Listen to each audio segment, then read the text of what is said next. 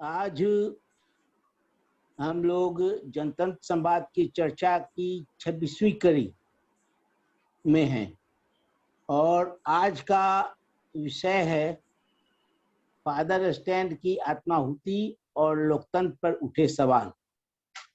Father stand की जो मौत हुई है, एक तरह से कहें सत्ता प्रायोजित हत्या जो हुई है, उससे हमारे लोकतंत्र पर कौन कौन से प्रश्न चिन्ह खड़े हैं और हमें उन्हें कैसे देखना और उनसे कैसे निपटना होगा, कैसे प्रतिक्रिया करनी होगी, इस पर आज एक सहभागी चर्चा। फैसल अनुराग जी अपनी बात रखेंगे। फैसल अनुराग। सबसे पहले तो फादर स्टेन स्वामी को श्रद्धांजलि और उनको जोहार कि उन्होंने जो शहादत दी है लोकतंत्र, मानवाधिकार, आदिवासी अस्मिता के लिए, यह हमेशा इस इतिहास में दर्ज रहेगा। स्टेन की जो संस्थानिक हत्या हुई है उसने भारत के लोकतंत्र को किस तरह से बेचैन किया है, यहाँ से अगर हम चर्चा की शुरुआत करें तो उन खतरों को भी हम पहचान पाएंगे जो लोकतंत्र पर इस समय दरपेश हैं। कल ही सुप्रीम कोर्ट के चीफ जस्टिस बीपी रमन्ना और 2 अन्य सदस्यों ने औपनिवेशिक काल में बने राजद्रोह के प्रावधानों को लेकर अनेक तल्ख सवाल किए हैं और एक तरह से उनकी भी बेचैनी साफ झलक रही है कि हमारे लोकतंत्र में असहमति के अधिकार का किस ढंग से दमन किया जा रहा है, वो सारी सीमाओं को क्रॉस कर गया है, यानी कि पानी सर के ऊपर से गुजर रहा है। इसलिए जस्टिस रमन्ना ने साफ तौर पर केंद्र सरकार से और देश से कहा है कि क्यों नहीं इस राजद्रोह के कानून को भारत में निरस्त कर दिया जाए। 17वीं शताब्दी में जब यह ब्रिटेन में इनेक्ट हुआ था कानून, तब वह एक औपनिवेशिक दुनिया पर राज करने वाली जगह थी और दुनिया के अधिकांश हिस्सों पर उसने अपना साम्राज्य फैलाया था। 1830 के आसपास लॉर्ड मैकेले, थॉमस मैकेले, जिन्होंने की शिक्षा पर जो उन्होंने कार्य किया था और भारत के लिए नीतियां बनाई थी जो आज भी हमारी शिक्षा नीति का बुनियादी आधार बना हुआ है, उन्होंने भारत के लिए इस एक्ट को ड्राफ्ट किया था जो बाद के 1870 के दिनों में आईपीसी का हिस्सा बना। सवाल उठता है कि जब संविधान सभा में भी इस पर बहस हो रही थी तो लोकतंत्र को लेकर अनेक सवाल उठे थे, क्योंकि संविधान सभा में जिन सदस्यों ने इस बहस में हिस्सा लिया था उसमें ज्यादातर लोग आजादी की लड़ाई के दौरान राजद्रोह के विभिन्न मामलों में जेलों में रहकर आए थे। लेकिन तब की परिस्थितियों में कोई फैसला नहीं हो सका और भविष्य के लिए इसे छोड़ दिया गया और संविधान की धारा 19 के तहत जो प्रावधान किए गए थे उसको गहराई से लागू करने की बात की गई ताकि राजद्रोह के मामले को कभी सामने नहीं लाया जा सकेगा। जब केदारनाथ सिंह और बिहार सरकार का मामला 1962 में आया था और राजद्रोह के पर एक बड़ी बहस देश में खड़ी हुई थी, तब भी लोकतंत्र को लेकर अनेक सवाल उठे थे और 2012 में असीम त्रिवेदी जो कि एक कार्टूनिस्ट हैं, उनको जिस ढंग से बंद किया गया था, महाराष्ट्र सरकार ने बंद किया था राजद्रोह का धारा लगाकर, उसके बाद भी अनेक सवाल उठे थे। आज संसद में, आज सुप्रीम कोर्ट के सामने अरुण शौरी और प्रशांत किशोर ने भी इस राजद्रोह के मामले को खत्म करने के लिए एक याचिका दर्ज करने का ऐलान किया है। यह वह मुद्दा बन गया है जो यह बता रहा है कि लोकतंत्र की जो बुनियादी बात हमारे संविधान में की गई है, संविधान की प्रस्तावना में, संविधान के अनुच्छेदों के माध्यम से जो आजादी लोगों को दी गई है असहमति के अधिकार के लिए, और जो बातें भारत के लोकतंत्र के 70 साल को मजबूत बनाने के लिए बहुत जरूरी हैं, उस पर अनेक सवाल उठे हैं। जहां तक मेरी समझ है और फादर स्टेन को जितना मैं समझ पाया या उनके साथ जो संवाद हुआ, उसमें एक बात तो साफ है कि दुनिया भर में लोकतंत्र को लेकर उसकी एक सीमा उभर कर सामने आ रही है। सीमा यह उभर कर आ रही है कि जब सत्ता केंद्रित होने लगती है, अभी हमने देखा पोलैंड के भीतर कि किस तरह से पोलैंड ने आजादी की, माने सोवियत संघ से अलग हटने के लिए एक किस्म की आजादी की लड़ाई लड़ी थी, और वहां लेख वलेसा के नेतृत्व में लोकतंत्र की स्थापना हुई। वहां के अभी के शासक ने पिछले लॉकडाउन के समय, माने कोरोना 2020 में, उसने वहां पूरी सत्ता अपने में केंद्रित कर ली। हम ये देख रहे हैं अफ्रीका के अनेक देशों में ये घटनाएं हो चुकी हैं। कुल मिलाकर आजाद द्वितीय महायुद्ध के बाद जिन देशों में भी लोकतंत्र आया है, वहां भारत इकलौता ऐसा देश है जहां एक संविधान है और जिसके प्रावधानों को लेकर जनता को आस्था भी है। बावजूद इसके लोकतंत्र के भीतर की जो पूरी प्रक्रिया और प्रणाली है, खासतौर पर भारत का जो दलगत सिस्टम है, और जिस ढंग से दल बदल की घटनाएं हो रही हैं, जिस ढंग से लोग सिद्धांत विहीन हो रहे हैं राजनीति के भीतर, यह एक बहुत गंभीर सवाल को खड़ा करता है। मुझे लगता है मंथन, इस सवाल को हमें रेखांकित करना चाहिए। और आदिवासी संदर्भ में अगर हम देखेंगे तो आदिवासियों के आंदोलनों के माध्यम से भी अनेक बार जो सामाजिक जनतंत्र की बात उठती रही है, सोशल डेमोक्रेसी की बात उठती रही है, खासतौर बिरसा आंदोलन के दौरान या सिद्धू कान्हू के आंदोलन के दौरान, हुल के दौरान, क्रांति के दौरान, इन बातों को बाद के बुद्धिजीवियों ने बहुत गहराई से देख सकेंगे। तो शायद बहुत सारी बातें हैं ऐसी जो हमको समझ में आ सकती हैं, और हम समझ सकते हैं कि भारत में लोकतंत्र किस ढंग से कमजोर हुआ। इमरजेंसी में लोकतंत्र छीनने की कोशिश हुई थी 1975 में, लेकिन वह मात्र 1.5 साल का ही दौर था जब लगा कि भारत में लोकतंत्र समाप्त हो जाएगा। लेकिन जनता का दबाव, विश्व का दबाव और भारत के आजादी के मूल्यों से उभरे हुए कुछ लोगों का जो दबाव था संविधान के ऊपर, लोकतंत्र के ऊपर, उसने भारत के उस इमरजेंसी के दौर से पीछा छुड़ा लिया और लोकतंत्र पनपना शुरू हुआ। लेकिन इमरजेंसी के बाद जिस ढंग की राजनीतिक घटनाएं भारत में हुई हैं, और खासतौर पर जिस ढंग से सांप्रदायिकता के सवाल उठे हैं, जिस ढंग से भारत के सेकुलर मिजाज पर सवाल उठे हैं, भारत की साझी संस्कृति पर सवाल उठाए जा रहे हैं, जिस ढंग से दलितों और वंचितों की प्रताड़ना इस देश में हो रही है, ये सारे सवाल लोकतंत्र की सीमाओं को रेखांकित कर रहे हैं। यदि भारत के उत्पीड़ित जन समुदायों की लड़ाई को हम अगर गहराई से एक व्यापक वैचारिक रूप नहीं दे पाएंगे, तो शायद हम लोकतंत्र और संविधान की रक्षा भी नहीं कर पाएंगे। 2019 के लोकसभा चुनाव में यह मुद्दा बहुत गहराई से उठा था कि लोकतंत्र और संविधान की रक्षा आज का एक अनिवार्य शर्त हो गया। लेकिन सीएए के आंदोलन के बाद जिस ढंग के माहौल बने हैं, और उसके बाद देवांगना और नरवाल के मामले में जिस ढंग से दिल्ली हाईकोर्ट ने टिप्पणी की, या अखिल गोगोई जो असम के किसान नेता हैं, उनके मामले में गुवाहाटी हाईकोर्ट ने फैसला दिया और टिप्पणी की, ये सारे सवाल बता रहे हैं कि बेचैनी बहुत जबरदस्त है। हमारी संविधान के अनुच्छेद 19 पर भयावह खतरा है। उसी ढंग से जो 19 से लेकर 24 तक के जो अनुच्छेद है, या बोलिए उसको और भी देख सकते हैं गहराई से, तो अनुच्छेद 15 से लेकर 22-23 के अनुच्छेद तक के जो भी प्रावधान है, इस पर हमला किया जा रहा है।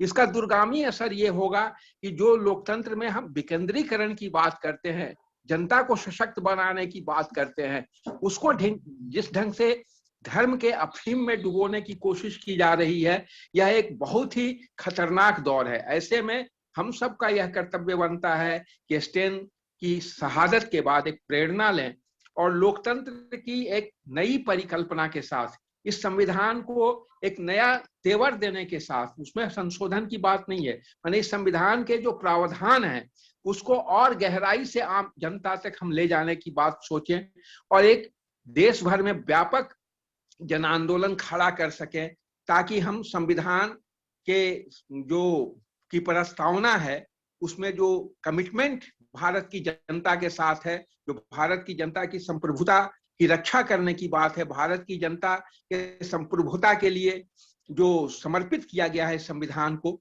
उसको हम वास्तव में इनेक्ट कर सके, उसको हम वास्तव में क्रियाशील कर सके, और उसमें हम इस ढंग के जो प्रावधान बच गए हैं, जो औपनिवेशिक काल के दौर में कानून आए थे, उनको हम समाप्त करें और समानता के मूल्य को, खास तौर पर धार्मिक समानता आर्थिक समानता और सामाजिक समानता के मूल्य को, सामाजिक न्याय के मूल्य को हम आगे ले जा सके और भारत को जो यह विषमता मूलक एक समाज बन गया है, इसको हम नष्ट कर सके। स्टैन की सरकारी हत्या, स्टैन की शहादत ये जाहिर कर गई है बहुत शिद्दत से, बहुत साफ तरीके से कि लोकतंत्र भारी खतरे में है और एक तरह से फांसीवाद की गिरफ्त में आ चुका है। हमारी लड़ाई, स्टैन की लड़ाई सामाजिक लोकतंत्र को गहरा करने की, लोकतंत्र को वास्तविक बनाने की लड़ाई थी और ये केंद्रित लोकतंत्र के लोगों को, फासिज्म की ओर जाने वाले लोगों को बर्दाश्त नहीं हुआ, इस कारण से उनकी मौत।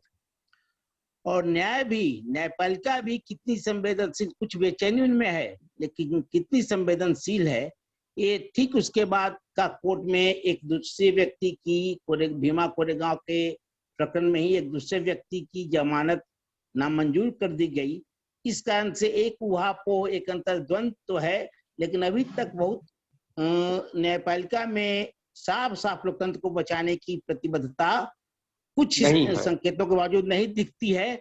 इस संदर्भ में अब अपनी आगे की बात घनश्याम जी से कि वो अपनी बात रखें। साथी फैसल अनुराग ने जो इतनी स्पष्टता से अपनी बात कही है, इससे बहुत चीजें साफ होती हैं और हमें लगता है कि जो लोकतंत्र आज खतरे में है, इस पर गंभीरता से प्रकाश मतलब जो है उनकी बातें डालती हैं।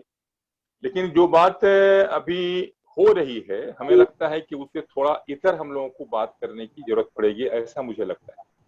मेरा मानना है कि जो लोकतंत्र है, आज का लोकतंत्र या संसदीय लोकतंत्र जिसे कहते हैं, यह लोकतंत्र पूंजीवाद के गर्भ से निकला हुआ लोकतंत्र है।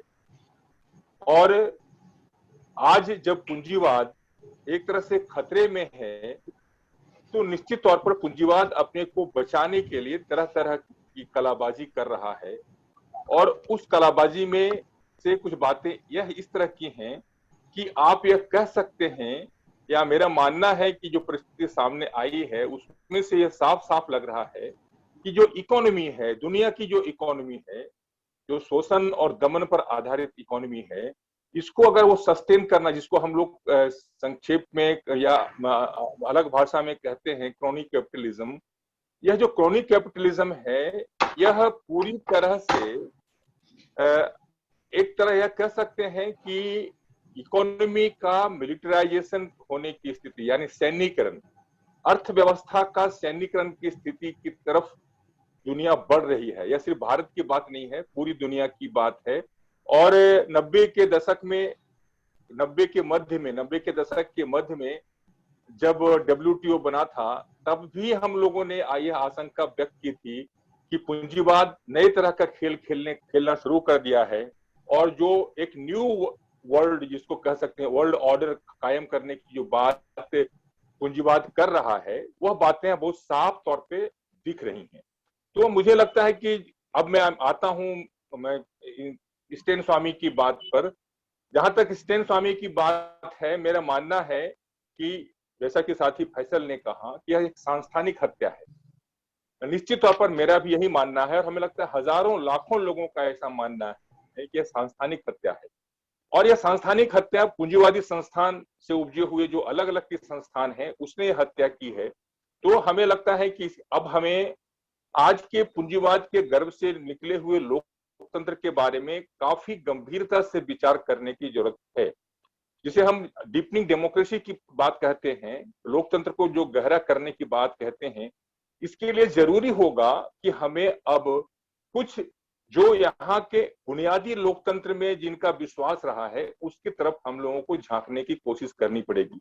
और मेरा मानना है कि फैसल जैसे साथी या और कुछ और साथी या मैंने स्टेन स्वामी जैसे साथी ने इस तरफ झांकने की कोशिश की थी और तब उन्होंने सवाल खड़ा किया था कि अगर इस लोकतंत्र को बचाना है तो तभी बच सकता है जबकि संसाधनों पर आम लोगों का कब्जा होगा, संसाधनों पर समुदाय की पहुंच होगी और उसका नियंत्रण होगा। तो ये बहुत साफ बात है और कोई भी पूंजीवादी व्यवस्था, आज की क्रॉनिक कैपिटलिज्म कभी नहीं चाहेगा कि संसाधनों पर समुदाय का अधिकार हो, समुदाय का कब्जा हो, समुदाय का पूरी तरह से नियंत्रण हो। इसलिए यह बात माने साफ है कि व्यवस्था पोषकों की तरफ से यह सबक देने के लिए, यह सीख देने के लिए कि अगर तुम तमाम जो लड़ने वाले लोग हो, जो कि संसाधनों की रक्षा के लिए अपनी लड़ाई लड़ रहे हो, अगर तुम आगे बढ़ते हो तो तुम्हारी भी वही दशा होगी जो स्टेन स्वामी की हुई है।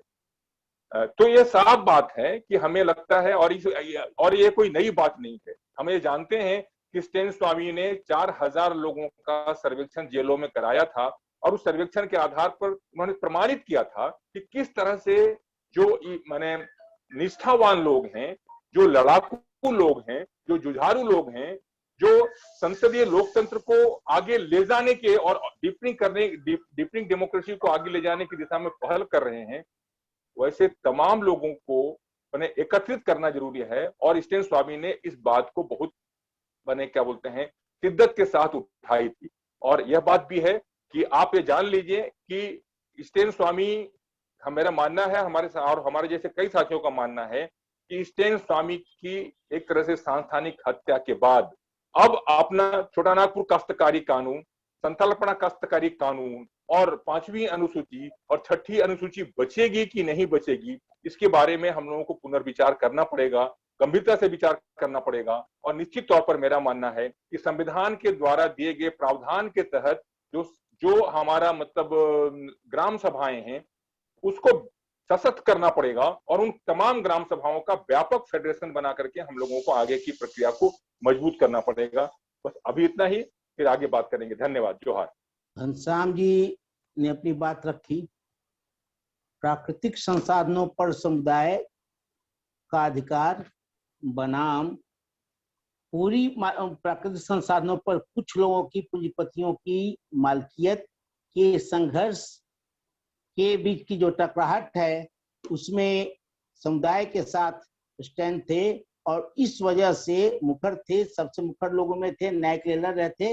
इस कारण से उनकी संस्थानिक हत्या हुई है। अब और सारे कानूनों पर जो कम से कम संरक्षण के लिए हैं वो भी खत्म हो सकते हैं, खतरा आया है और इस कारण से हमको अपनी लड़ाई पर और ज्यादा ध्यान देना पड़ेगा। तो अब हम आमंत्रित करते हैं रामशरण जी को, किस विषय पर अपनी बात रखेंगे। सबसे पहले मैं स्टेन स्वामी जी को श्रद्धांजलि देते हुए अपनी बात कहना चाहूंगा। मेरा उनसे परिचय नहीं रहा है, उनके बारे में मुझे कोई जानकारी पहले की नहीं रही है, लेकिन उनकी गिरफ्तारी के बाद जितनी चर्चा हुई और जो बातें सुनी, उस पर मैं 2-3 बिंदु पर ध्यान देना चाहूंगा।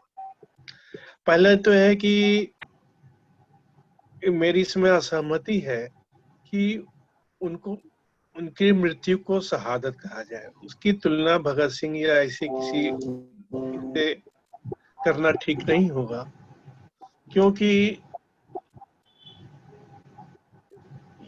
उन्होंने जानबूझ करके मरने के लिए ये गिरफ्तारी नहीं दी थी। वो चाहते थे कि जमानत मिल जाए, लेकिन उनको जमानत देना तो दूर, उनको क्रूर तरीके से मारा गया है। एक ऐसा व्यक्ति जो कि ठीक से खाना नहीं खा सकता है, उसको स्ट्रॉ तक नहीं देना, जानबूझकर उनको पीड़ा पहुंचाने के लिए उसकी हत्या की गई। और इस हत्या की जिम्मेवारी भारत सरकार के गृह मंत्रालय पर जाती है। सिर्फ सांस्थानिक हत्या कहना पर्याप्त नहीं है। दूसरी बात कि उन्होंने आदिवासियों को जोड़ने की कोशिश की और स्वाभाविक तौर पर जो आज आदिवासी का जो संगठन है, समूह है, आंदोलन है, वो प्रकृति की रक्षा में लगा हुआ है। तो यदि जल जंगल जमीन का शोषण करना है तो आदिवासियों के आंदोलनों को कुचलना जरूरी है। और इसलिए यह स्पष्ट रूप से माना जा सकता है कि जो मल्टीनेशनल कंपनियां देश के आदिवासियों के आंदोलनों को कुचलना चाह रही है, ये उसका एक हिस्सा है। मैं इससे सहमत नहीं हूं कि पूंजीवाद को चुनौती मिल रही है और पूंजीवाद हार रहा है। पूंजीवाद बहुत मजबूत स्थिति में है और इसकी ताकतें दिनों दिन बढ़ती जा रही हैं। ये विभिन्न देशों की सरकार को नचा रही है। अभी देखिए हैटी के राष्ट्रपति मेसी की हत्या कर दी। ये स्पष्ट लगता है कि जैसे कि लैटिन अमेरिकी देशों में बनाना रिपब्लिक बनाया जाता था, उसी तरह से वहां के विपक्षी दलों को मिला करके ये वहां पर के राष्ट्रपति की हत्या कर दी गई। एक बहुत बड़े अरबपति ने घोषणा किया था कि एक देश में लिथेनियम है, हमको नहीं मिलेगा तो हम वहां पर कूप कर देंगे। तो आज मल्टीनेशनल कंपनियां सरकारों से भी ऊपर हो गई हैं। अमेरिका जैसी सरकार भी उनके पीछे पीछे चल रही है और जो मल्टीनेशनल कंपनियां हैं इनका भी स्वर्ण युग चल रहा है। और निश्चित तौर पर ये चीजें उसके पीछे जुड़ती हैं। तीसरी बात मैं ये कहना चाहूंगा कि सबसे भयंकर बात यह है ये जानकारी मिलना कि उनके लैपटॉप में कुछ ऐसे मैटर प्लांट किए गए जिससे कि भीमा कोरेगांव मामले से उनको जोड़ा जा सके। उनका उससे कोई संबंध नहीं है। लोग बोलते हैं कि वो कभी गए नहीं, उनका उससे उस आंदोलन से संबंध नहीं रहा, लेकिन उनको गिरफ्तार करने के लिए ये जो है सो उसमें प्लांट किया गया एक बहुत बड़ा षड्यंत्र है और इस षड्यंत्र को उजागर होना चाहिए, इसकी जांच होनी चाहिए। और अंतिम बात मैं ये कहना चाहूंगा कि न्यायपालिका लोकतंत्र का बहुत बड़ा हिस्सा है। चीफ जस्टिस के बदल जाने से अभी थोड़ा सा बदला हुआ रुख लग रहा है कि न्यायपालिका कुछ अच्छे रास्ते पर चल रही है, लेकिन कल इनको भी ब्लैकमेल किया जा सकता है या कोई दूसरे जज आएंगे तो फिर स्थिति बिगड़ जाएगी। तो इसलिए न्यायपालिका के ढांचे पर, उसकी नियुक्ति प्रक्रिया पर, उसमें प्रमोशन पर, उनके रिटायरमेंट पर, इस सब पर ध्यान देना भी जरूर न्यायपालिका एक महत्वपूर्ण हिस्सा है। क्यों इतने लंबे लंबे समय तक जेल किया जाता है? और यूएपीए कानून जो है वो तो न्यायपालिका के अधिकारों पर हस्तक्षेप है, जो कि कहता है कि हम जिसको यूएपीए में गिरफ्तार कर लेंगे उसको न्यायपालिका उसको जमानत नहीं दे सकती। तो लंबे समय तक केस चलना और उसमें ये न्यायपालिका को बाध्य कर देना कि आप किसी को जमानत नहीं दे सकते हैं, उसको बिना जमानत के वो जेल में पड़ा रहे, तो ये चीजें जो है सो लोकतंत्र पर हमला है और इसके लिए हमको लड़ने की जरूरत है। परेशानी ये है कि आज संसद हो या सरकार हो या न्यायपालिका हो या मीडिया हो, ये सारी चीजें आज खतरे में चल रही हैं। अब लोकतंत्र के लिए कैसे लड़ाई की जाए, कहाँ लड़ाई की जाए, हर मुद्दे पर एक साथ लड़ना भी मुश्किल है, लेकिन यह लड़ाई मूलतः लोकतंत्र की लड़ाई। धन्यवाद। देखिए, पहले स्मरण एक तरह से आत्मीय स्मरण स्टैंड को करते हुए अपनी बात शुरू करें। एक तो एक है कि हमारा जो रिश्ता एक थोड़ा सा जो बातें जरूरी हो बता चले कि मेरा थोड़ा सा लंबा था, करीब करीब 20 साल 25 साल से संपर्क था, लेकिन कुछ बातों पर मेरा उनसे अंतर रहता था। अंतर का एक खास पक्ष है कि और हम उस रूप में हमको लगता है कि वो सबके साथ खड़े होते थे तय रूप से, लेकिन उसमें कुछ स्लोगन जो बनते थे, जैसे जो अध्ययन उनका हुआ उसको एकदम कॉमन आम आदमी, सारे विचाराधीन कैदियों को या सारे राजनीतिक बंदियों को की शिनाख्त करना, सूची बनाना, इस कॉमन शीर्षक के तहत आता तो थोड़ा सा ज्यादा लोकतांत्रिक तरीके से बात अपनी कह पाता और उनकी पहचान और ज्यादा व्यापक लोकतांत्रिक हो पाती। तो इस मामले में हम ये बात पर हम लगातार हम लोग की बातचीत होती थी, सलाह भी होता था, सेमिनार में इस पर बातचीत भी होती। अब आगे ये बात कहें कि ये मानना, ये कहना कि वो शहीद नहीं थे, आत्माहुति वाले संदर्भ में मेरा एक सवाल है कि आत्माहुति मतलब जानबूझ के एक तरह से जान दिए, उस तरह की स्थिति तो नहीं थी, क्योंकि वो एकदम उस रूप में देखना थोड़ा संभव नहीं है, लेकिन शहादत भी नहीं कहें, वो लड़ते रहे और उसका वो नतीजा जानते थे। अपने से तो कोई भगत सिंह भी अपने से सीधे पेश हो गए कि हम ये किए हैं, करो, इस तरह का नहीं हुआ। तो वो जानते थे गरीबों के लिए लड़ते रहे, और वो जानते थे कि इसका नतीजा मौत में भी आ सकता है, तभी किए। और वो जमानत अंदर की बात बता रहे हैं, क्योंकि हम लोग उस सिलसिले में झारखंड जन अधिकार महासभा के साथ जुड़े के माध्यम से लगातार उस पर हम लोग की चर्चा चलती रही है कि वे जमानत नहीं लेना चाहते थे। वो जमानत के लिए, स्वास्थ्य के नाम पर जमानत के लिए भी अपील नहीं करने वाले थे। उस पर उनके समूह के लोगों ने, जिसमें हम जन अधिकार महासभा के तहत भी बातचीत चली कि उनको स्वास्थ्य के नाम पर पैरोल जैसे चीजों के आधार पर छूटना चाहिए, तो बाकी लोगों के कहने में वो आए और तब वो उसकी अपील किए। और सच कहें तो तारीख वाले दिन, जिस दिन तारीख था, उसी दिन उनका देहांत हुआ। इसके पीछे उनका थोड़ा सा वो नहीं, उस तरह का एक तरह से पूरी अंदर से सहमति नहीं थी उनकी जमानत लेने की। ये भी एक मानसिकता, एक मानसिक दबाव होगा इसमें। एक पूरा का पूरा ये मामला एक तरह से कहें तो स्टैन जिन चीजों के लिए लड़ रहे थे, उन कारणों से उनकी हत्या हुई है। और सीधे सीधे हम संस्थानिक से भी ज्यादा सरकारी हत्या सीधे सीधे कहना चाहते हैं। संस्थानिक हत्या में सरकार वाला पक्ष सामने नहीं आता है, शासक सीधे सीधे शासक उसमें शामिल है, पक्ष सामने नहीं आ पाता। तो ये ध्यान देने का संदर्भ है। और ये सीधे सीधे न्याय से जुड़ा हुआ मामला, यूएपीए एनआईए राजद्रोह, यानी जो लोकतंत्र विरोधी कानून है, जो न्याय विरोधी कानून है, न्याय विरोधी संस्थान है एनआईए, उसके माध्यम से, और इसका संरक्षण सीधे सीधे गृह मंत्री के अंदर हो रहा है। और इसमें साथ एक तरह से कहें तो महाराष्ट्र सरकार की असंवेदनशीलता और जो हाई कोर्ट की असंवेदनशीलता है, वो भी इस मौत का कारण है। जेल में उनकी अच्छी व्यवस्था होती तो ये खतरा कम होता, और वो महाराष्ट्र सरकार के अंदर था। और अगर हाई कोर्ट उनको बार बार एनआईए के दबाव में अगर जमानत नहीं देने की बात मैंने बार बार टाल रहा था, वो नहीं टालता, जबकि उसका पूरा अधिकार था, जमानत दे सकता था, स्वास्थ्य उनको देख के तो आराम से दे सकता था, तब भी नहीं दिया। तो उसका ये, इसके पीछे और थोड़ा जाए तो हमारे यहाँ जो परंपरा गलत कानूनों की है, यूएपीए कांग्रेस ने बनाया।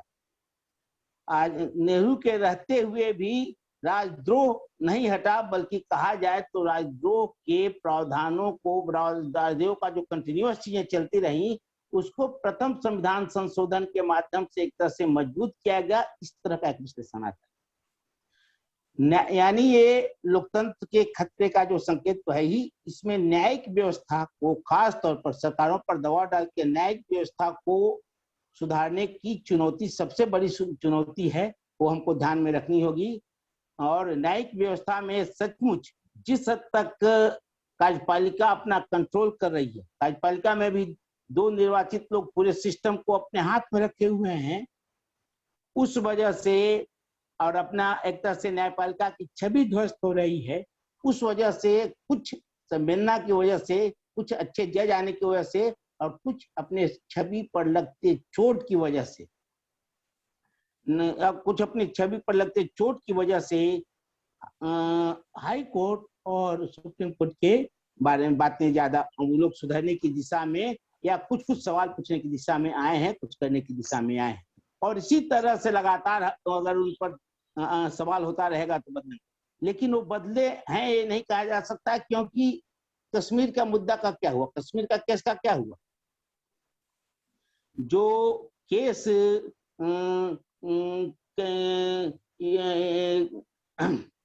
सीए और एनपीआर वगैरह पर था, उसका क्या हुआ, उसकी सुनवाई जो सीधे जिस पर, और यहाँ भी वो जहां देश की रक्षा की बात आती है, वहां लोकतंत्र की बात दिमाग से चली जाती है।